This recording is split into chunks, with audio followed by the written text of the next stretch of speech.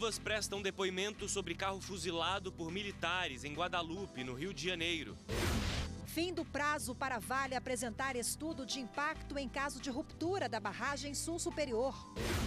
Além da luta contra o Alzheimer, a família teve que buscar na justiça isenção do imposto de renda. A isenção vai ser revertida para o tratamento dela. Projeto busca voluntários para atuar em abrigos em todo o estado gaúcho. É o Banco do Bem. A gente vem buscando pessoas profissionais que possam estar nos auxiliando nos atendimentos para crianças e adolescentes acolhidas conosco.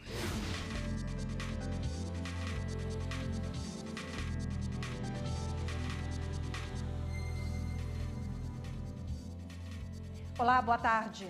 Boa tarde. A Justiça Militar ouve agora 7 testemunhas de acusação sobre a ação dos militares do Exército em Guadalupe, no Rio de Janeiro. Os militares são suspeitos de terem disparado os tiros contra o carro em que estava Evaldo Rosa dos Santos e a família dele no último dia 7 de abril. Evaldo morreu na hora. O catador Luciano Macedo, que passava pelo local, também foi atingido e morreu. E quem tem os detalhes ao vivo sobre esse caso, conversa com a gente agora, é o repórter Gabriel Ciafrei. Olá, Gabriel, boa tarde para você. Oi, Rafaela, boa tarde para você, boa tarde a todos. Isso mesmo, entre as testemunhas estão as viúvas do músico Evaldo dos Santos e também do catador Luciano Macedo, além de uma outra vítima, o sogro do músico que estava no carro da família. A audiência começou agora há pouco na Justiça Militar do Rio de Janeiro. O Ministério Público denunciou os 12 militares depois de laudos apontando 267 tiros. Desse total, 62 disparos atingiram o veículo da família. Na época, uma testemunha disse que não foi dado nenhum sinal antes dos tiros. Os 12 militares denunciados acompanham essas audiências das testemunhas. Rafaela, é com você. Obrigada pelas informações, Gabriel. E a Justiça estendeu por mais algumas horas o prazo para que a mineradora Vale apresente o estudo de impacto em caso de uma ruptura da barragem Sul Superior em Barão de Cocais, que fica na região central de Minas Gerais. A Justiça tinha dado 72 horas para a empresa detalhar um projeto com as consequências para as áreas que poderiam ser atingidas e também para as possíveis rotas de fuga ou pontos de abrigos. Com o fim desse prazo, a Vale pode ser multada em 300 milhões de reais.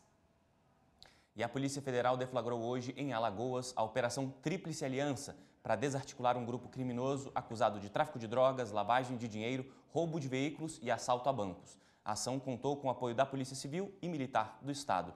Os mandados foram expedidos pela 17ª Vara Criminal de Maceió.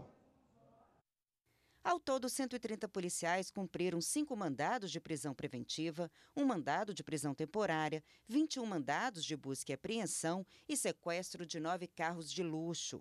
Foram apreendidos 200 quilos de produtos químicos, cocaína, cavalos de raça e uma máquina de contar cédulas. O principal alvo da operação morreu em confronto com a polícia. Os presos foram encaminhados para a sede da Polícia Federal em Alagoas. R$ 1 trilhão em litígios devem ser julgados pela Suprema Corte. Esta previsão foi feita pelo presidente do STF-CNJ, ministro Dias Toffoli, na abertura do Fórum Estratégias para a Retomada da Infraestrutura, promovido pela Associação Brasileira da Infraestrutura e Indústrias de Base, agora pela manhã. No evento, o ministro Dias Toffoli lembrou que quanto mais temas estiverem na Constituição, mais litígios. Toffoli lembrou também que no caso da infraestrutura há litígios até mesmo entre órgãos federais e citou o caso em que a FUNAI e o IBAMA entraram na justiça contra a União. O presidente do STF disse ainda que está promovendo treinamento para que os juízes entendam mais sobre a economia e assim o país possa ter uma melhor forma de garantir no judiciário a execução dos contratos. Desde que assumiu a presidência do Supremo, Dias Toffoli começou um diagnóstico das grandes obras paralisadas. O mapeamento leva em conta obras públicas acima de R$ 1.500.000. Superior Tribunal de Justiça determina que banco forneça aos clientes de graça a segunda via de comprovante em papel que não se apague das transações bancárias. Quem costuma pagar contas no caixa eletrônico provavelmente já enfrentou problemas quando precisou dos comprovantes de pagamento algum tempo depois. A duração dele é muito pequena, principalmente quando você faz determinado tipo de transferência que você faz Hoje, para um período, vai fazer novamente só daqui, talvez 6 meses. Aí você, quando vai verificar, você não tem como comprovar. Eu tiro cópia naquilo que eu acho que devo permanecer um pouco mais lá, guardado nos meus arquivos. A maioria deles desbota, porque são feitos em um papel chamado termossensível, uma impressão que não utiliza tinta e por isso que está escrito some com o tempo. Esse advogado explica que o fornecimento de informações com qualidade é obrigação do banco, de acordo com o Código de Defesa do Consumidor.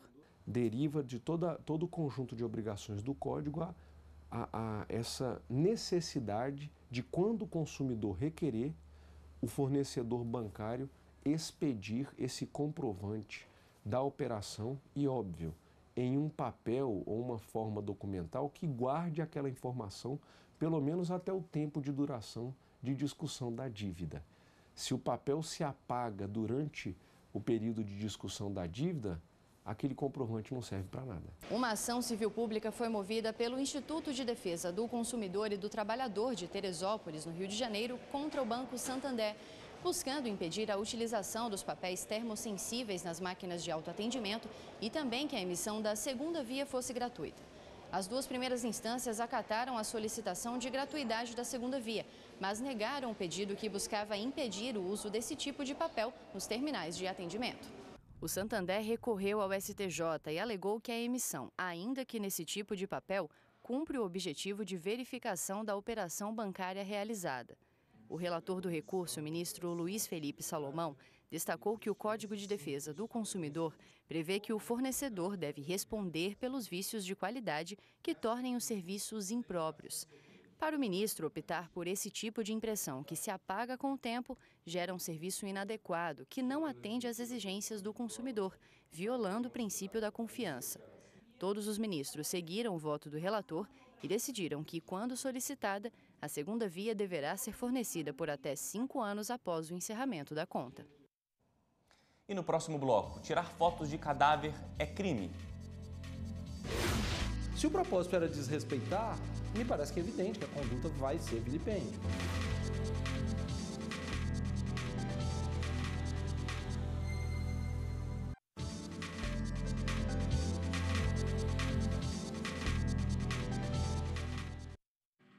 O contribuinte de imposto de renda que sofre de doença grave pode ter direito a ser isento da tributação. Mas mesmo com as regras previstas em lei, uma moradora do Distrito Federal precisou buscar a justiça para conseguir o benefício fundamental para ela na luta contra o Alzheimer. Há 14 anos, a mãe da Cássia tem hidrocefalia. A servidora pública conta que a doença pode ter provocado na mãe o Alzheimer, um transtorno cerebral que tem como sintomas a perda de memória, da noção do tempo e até dificuldades de comunicação. Por conta das doenças, a rotina da Cássia mudou. Os gastos com medicamentos e materiais necessários para os cuidados também aumentaram. A isenção do imposto de renda se tornou fundamental para ajudar no tratamento. Os gastos são extremamente altos, né?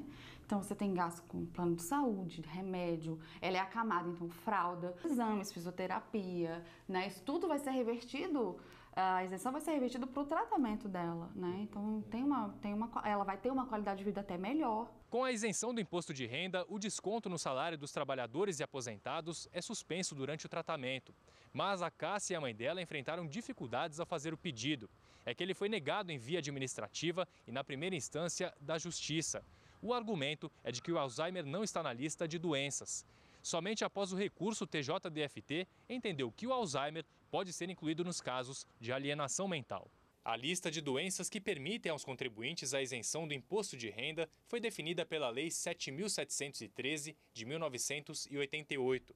Entre elas estão a alienação mental, o caso da dona Mirtes, hanseníase, tuberculose, Parkinson e esclerose múltipla. Hoje é um rol taxativo que são previstos somente para os aposentados, pensionistas e militares da reserva, porém já tem vários tribunais concedendo esse benefício para os servidores ativos. E até mesmo tem uma ADI aqui no Supremo, proposta pela Raquel Dodge, em que ela questiona essa limitação hermenêutica dessa Lei 7713 de 88 e também querendo a extensão desse benefício para os servidores da ativa. Na Receita Federal, o Supervisor Nacional do Imposto de Renda explica quais procedimentos os trabalhadores devem seguir para conseguir a isenção. Procurar um órgão de saúde pública, municipal, estadual ou federal, para obter o laudo médico. Com esse laudo, ele passa a ter isenção. Importante dizer que esse laudo é fornecido numa data ou o próprio médico diz que essa doença é anterior. E aí o laudo vai dizer desde quando ele é portador dessa moléstia, porque a partir dessa data é que ele tem direito à isenção. Agora vamos falar de um assunto que infelizmente, né, Galton, faz parte do nosso cotidiano. Fotos tiradas de pessoas mortas que vira e mexe circulam nas redes sociais. E aí vem a questão, isso é crime ou não? Pois é, Rafaela, atualmente aplica-se o artigo 212 do Código Penal, que trata do crime de vilipêndio a cadáver. A pena é de 1 a 3 anos se configurar desrespeito. O cantor sertanejo Cristiano Araújo morreu em um grave acidente na BR-153, voltando de um show em junho de 2015. O artista estava no auge de sua carreira. Fotos do corpo do cantor no necrotério viralizaram nas redes sociais. Nas ruas, encontramos pessoas que têm curiosidade em receber esse tipo de foto, outras nem tanto. Todo mundo quer ver, né, o que aconteceu, quer ver a pessoa.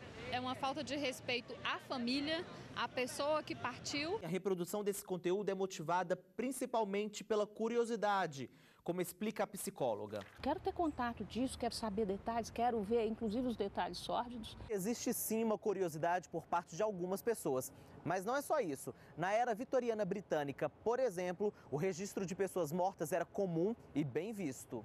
A prática era popular entre 1837 e 1901. As fotos pós-morte eram consideradas formas de honrar e lembrar-se do morto. Eles eram colocados em frente à câmera, bem vestidos, para que causasse uma boa impressão em seu último momento social. Às vezes, até parentes e amigos apareciam nas fotos. Para a psicóloga, a morte tem significados diferentes em cada cultura. No México, o Dia dos Mortos é dia de festa. Também se fantasiam e é festa da alegria, eles vão ao cemitério sim, mas numa celebração diferente da nossa. Abrindo mão da curiosidade e dessa divulgação das fotos, como no caso do cantor Cristiano Araújo, a Justiça vem discutindo se isso é considerado um crime e se pode ser encaixado no vilipêndio de cadáver. Quando você fala de alguém que fotografa um corpo, não é necessariamente claro um propósito de desrespeitar. E aí você cai naquela construção própria da figura criminal. Conduta mais vontade, mais propósito. Ele tomou a conduta de fotografar com que propósito? Qual era a intenção dele quando praticou isso? Se o propósito era desrespeitar, me parece que é evidente que a conduta vai ser vilipêndio. Ainda segundo o juiz, existem projetos de lei na Câmara para que seja mais claro o crime de divulgação de fotos e vídeos. A gente tem que lembrar o Código Penal de 1940, então essa não era uma realidade de 1940, né? Tanto é por esse vácuo que existem projetos de lei na Câmara, especificamente dos deputados, basicamente contemporâneos à divulgação das fotografias do acidente do cantor Cristiano Araújo, né? E que transformam o crime à divulgação.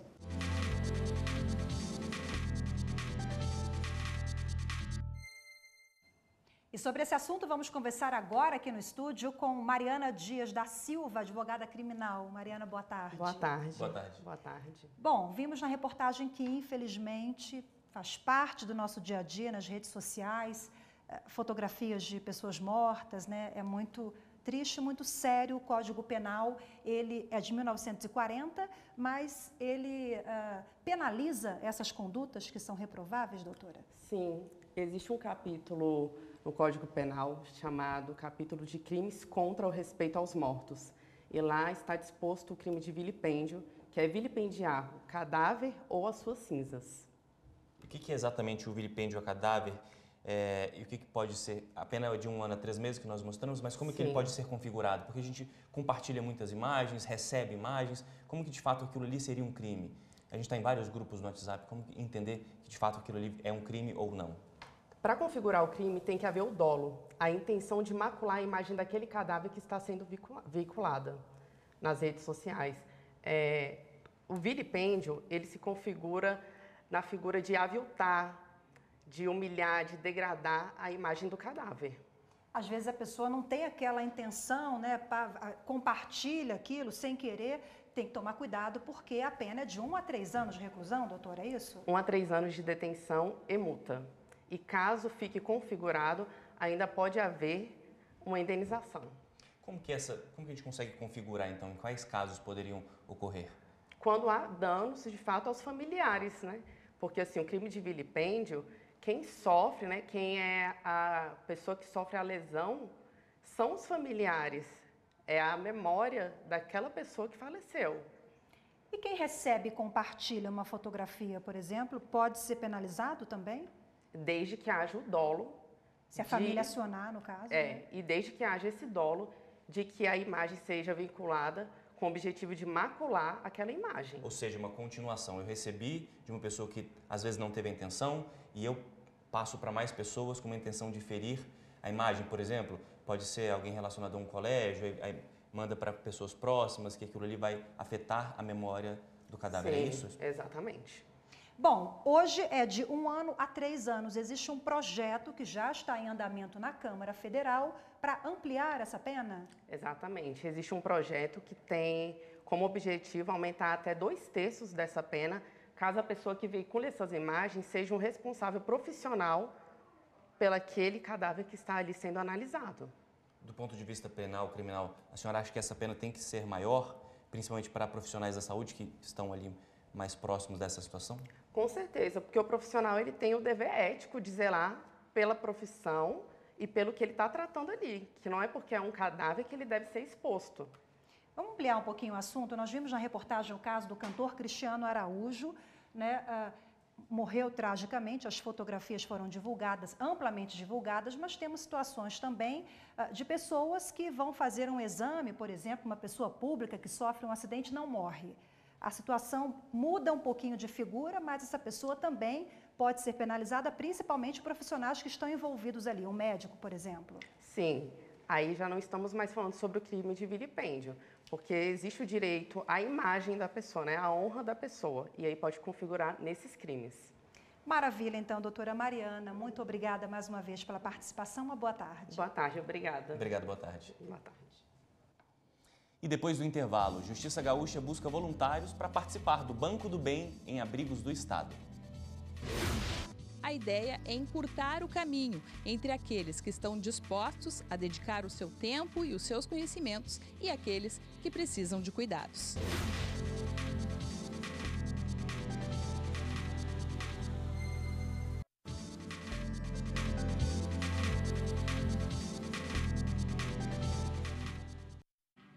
Começa hoje o julgamento da ex-presidente da Argentina, Cristina Kirchner, acusada de liderar um esquema de desvio de dinheiro em contratos de obras públicas entre os anos de 2007 e 2015, quando ela esteve à frente da presidência do país.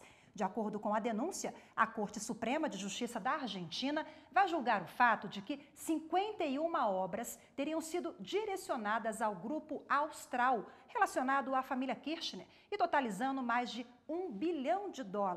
Se for declarada culpada, a ex-presidente pode ser condenada a até 16 anos de prisão. Mas por ser senadora, Cristina Kirchner tem foro privilegiado e, de acordo com a lei, isso impede a prisão até 2021, quando acaba o mandato dela.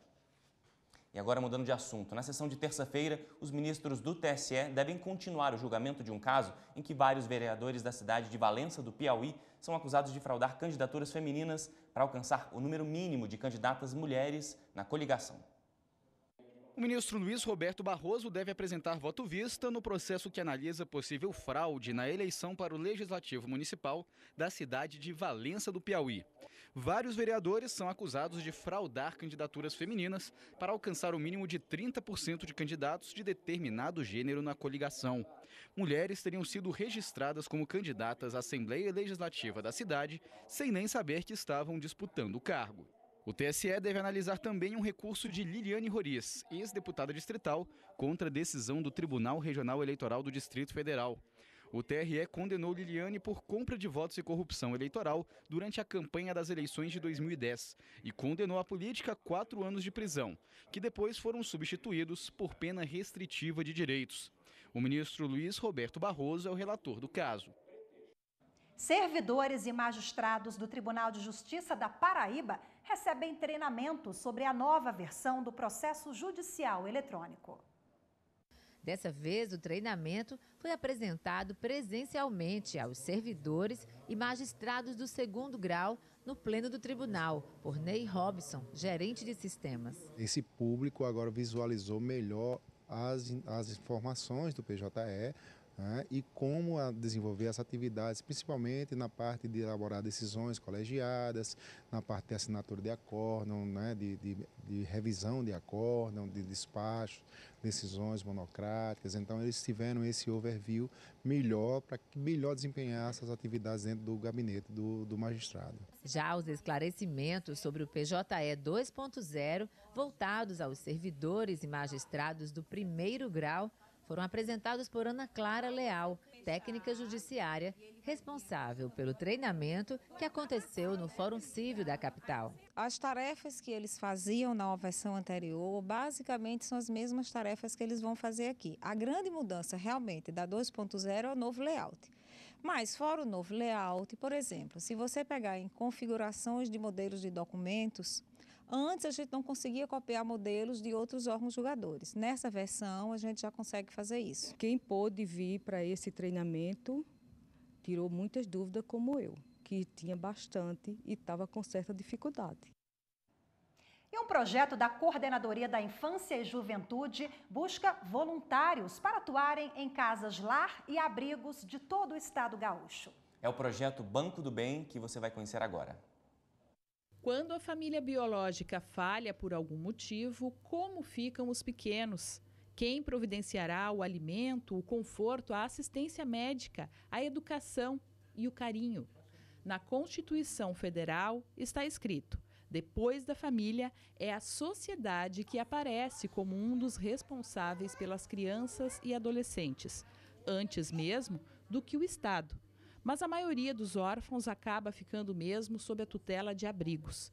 O Banco do Bem quer justamente envolver as comunidades para melhor atender nossas crianças. A gente vem buscando pessoas profissionais que possam estar nos auxiliando nos atendimentos para crianças e adolescentes acolhidas conosco, na área da odontologia, na área da psicologia, de psicopedagogia.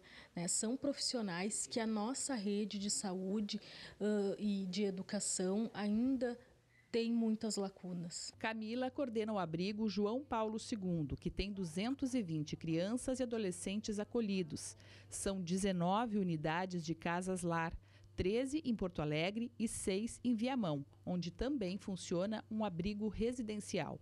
É uma das entidades participantes do Banco do Bem e recebeu o contato da Cassiane, que acolheu o chamado e vai atender os casos urgentes na área da odontologia. A gente vai dividir e passar de casa em casa vendo as necessidades da criança, fazendo exame e vendo quem precisa de atendimento mais urgente. Funciona assim: as instituições informam quais são as especialidades que mais precisam.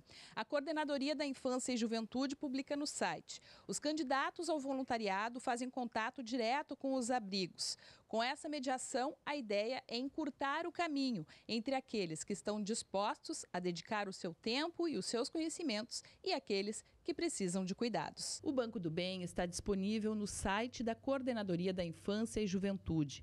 Voluntários podem conferir quais são as entidades participantes e coletar os contatos. E instituições interessadas podem procurar a coordenadoria para incluir suas necessidades. A instituição de acolhimento que quiser encaminhar para nós essa demanda do que precisa, de que áreas, que especialidades precisa, ok, nós vamos anunciar no Banco do Bem. Nós queremos ampliar essa lista. Isso aí, bela iniciativa, né, Galton? Ótima iniciativa. E esta edição do Jornal da Justiça de hoje fica por aqui. Uma ótima tarde para você, a gente volta a se encontrar amanhã. Outras notícias você acompanha às 18h30 no Jornal da Justiça, segunda edição. Obrigado pela companhia, boa tarde, tchau.